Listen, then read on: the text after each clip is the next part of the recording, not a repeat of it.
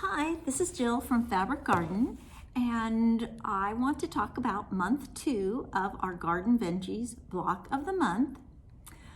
If you're doing the program with us and you haven't watched video 1, go back and watch the first video because I go over in more detail the techniques that you're using. So this month, it's the same technique, but this month is a smidge trickier in getting the wool laid down onto the background. So we are making the corn this month, and it has a lot more pieces of wool and it's a more intricate layout. So last month on the stitching pattern, she does have some running stitch to try to help you with the layout of the wool. And I did not use that last month because it looked pretty simple. I just eyeballed and laid those beads down on the wool and it went very smoothly. But the corn has a lot of pieces, and boy, I spent some time last night. Now I'm trying to get this thing laid down, and I have not pressed yet, so I don't know how this managed to get all the way to the store without being totally messed up.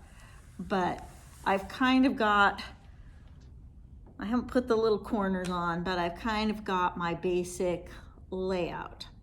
So I was going to, I was struggling quite a bit, and I did do the kind of running stitch layout to try to help me lay the wool on, and I do think it will be helpful, but it was also a little confusing at the same time because it's kind of bare bones.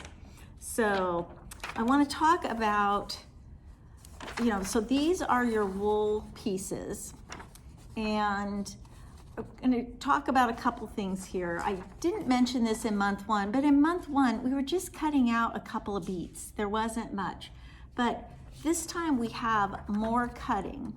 And when you look at your tracing sheet for your wool, you'll notice that each color of wool has a little light line around it, and that's actually the size of the wool piece that's in your kit. So when you trace all these pieces here, that's the green for the husk of the corn, you don't need to rough cut out every single one of those pieces. You can just trace it right as it's drawn here and just cut it out like a rectangle and fuse it right down onto the wrong side of your wool, and then cut it out to size. So you don't have to individually cut all these pieces out to iron it onto your wool. You can cut it, if you trace it exactly like it is drawn inside the shape of the wool you have, you can just cut it out as a square or rectangle and press it right onto your wool without cutting each piece out. I know I said that 3 times, sorry. So the piece that is really, I think, the hardest piece and the most critical piece of wool for the layout is this piece number 1 that is out of the blue herringbone. And again, I'm sorry this is backwards, but I don't have a way to reverse this unless I'm on Facebook and I'm just filming right in the classroom. But when you look at the banner that golden sweet corn is embroidered on, this piece number 1 travels, it goes from right under the golden corn to over here on the side of the corn, and it goes underneath the yellow and the green, and it's what gives the ribbon that the wording is on continuity.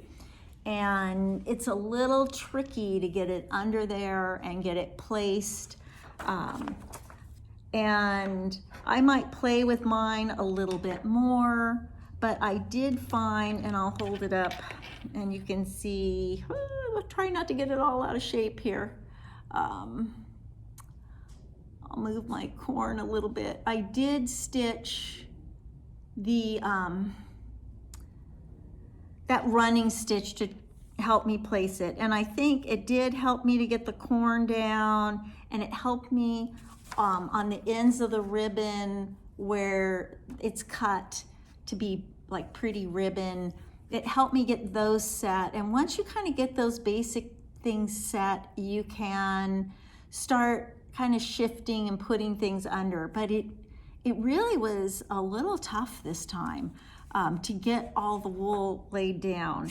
And that piece number 1 is the piece that fuses on first. And I might see if I get it, if I really am happy with this, if I can get it home in one piece again. I can't believe I got it here in one piece. I had to put a little sign on it, don't touch, because I worried it'd get all fallen off. But normally when I'm doing the wool, I do the underlayer and fuse it, and then I add pieces on top and fuse. But this time, that piece number 1 is so tricky and has to meet up with the other parts of the blue ribbon that when I've got it just how I want it, I am going to fuse it without lifting those other pieces back up, because I'm not, it was just a lot of kind of concentration and gently nudging and prodding those pieces of wool to get them laying just how they should be, that I don't want to take them back up and off the background again. So I'm just gonna use my my pressing sheet that the steam can go through, put that over the top, and I'm gonna just set my iron down, poof the steam, poof the steam. I'm not gonna move my iron back and forth because that might shift the wool before the fusible has actually melted. So I'm just gonna go press, put my iron down, poof steam, lift, move, poof. And I'm gonna keep doing that till I think it's fused well enough, and then I'll flip it over and I will apply heat to the back side too, to get those pieces that are way on the bottom that may have struggled getting heat through multiple layers. So, you know, if you need help, bring it in, but it's, you know, I think you just sit down in a quiet room without interruption and spend a little time to get the layout. So, but otherwise, it's the same process of putting your stabilizer on the back of your background, transferring your frame and any stitching that is not on top of the wool pieces, and doing that stitching first, then adding your wool, stitching, blanket stitching your wool in place, and then adding the embroidery on top of the wool.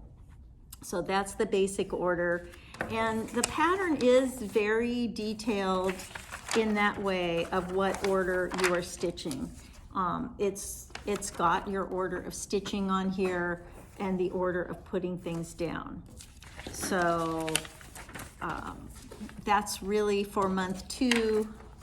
And I know I've said it, but I'm gonna say it one more time. It is really piece number 1 that is that critical piece that you're gonna have to move around and get it to match up with the rest of the blue pieces. And if you get that, then everything else is gonna go down much more nicely. So I wish you luck on that. Most of them will not be this difficult. The corn just happens to have a lot of pieces and a lot of, with the husk coming over and under, and a lot of layering, and that always makes it a little more difficult. So take your time, but if you really get frustrated, come on in or give me a call, you know, whatever I can do to help you get this one ready for the final stitching, I'll do my best. So have a great time getting number 2 stitched, and we hope to see you in the shop or online. Thanks a lot.